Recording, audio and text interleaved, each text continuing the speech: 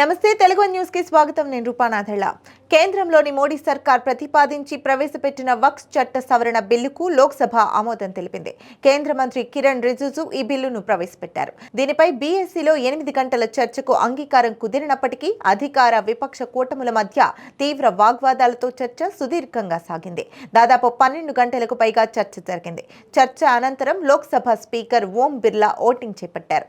ఈ ఓటింగ్ లో బిల్లుకు అనుకూలంగా 288 మంది సభ్యులు, వ్యతిరేకంగా 232 మంది ఓటు వేశారు. దీంతో వక్ఫ్ చట్ట సవరణ బిల్లు లోక్సభ ఆమోదం పొందినట్లుగా స్పీకర్ ఓం బిర్లా ప్రకటించారు. వాస్తవానికి ఈ బిల్లును గతంలోనే కేంద్రం ప్రతిపాదించింది.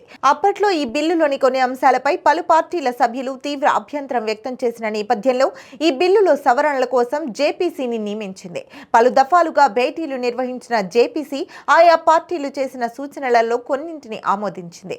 ఈ సవరణలో తెలుగుదేశం పార్టీ ప్రతిపాదించిన 4 సవరణలకు గాను జేపీసీ 3ంటిని ఆమోదించింది. అనంతరం వక్ఫ్ సవరణ బిల్లును కేంద్రం గురువారం ఏప్రిల్ 2 లోక్సభలో ప్రవేశపెట్టింది. ఈ బిల్లుపై సుదీర్ఘ చర్చ అనంతరం ఓటింగ్ చేపట్టగా ఎన్టీఏ పక్షాలన్నీ బిల్లుకు అనుకూలంగా ఓటు వేశాయి. దీంతో బిల్లు లోక్సభ ఆమోదం పొందింది. అయితే ఇక్కడ ప్రత్యేకంగా ప్రస్తావించుకోవాల్సిన అవసరం ఏంటంటే వైసీపీ సభ్యులు ఈ బిల్లుకు వ్యతిరేకంగా ఓటు వేశారు. ఎన్టీఏ కూటమిలో భాగస్వామ్య పార్టీ కాకపోయినప్పటికీ ఇప్పటి వరకు బీజేపీ అనుకూలంగా వ్యవహరిస్తూ వచ్చిన వైసీపీ తొలిసారిగా బీజేపీకి వ్యతిరేకంగా ఓటు చేయడం ప్రాధాన్యత సంతరించుకుంది. ఇక రాజ్యసభలో వైసీపీ వక్ఫ్ బిల్లుకు వ్యతిరేకంగా ఓటు వేస్తే బిల్లు ఆమోదం విషయంలో ఒకంత ఇబ్బందులను కేంద్ర సర్కార్ ఎదుర్కొనే అవకాశాలున్నాయని పరిశీలకులు అంటున్నారు.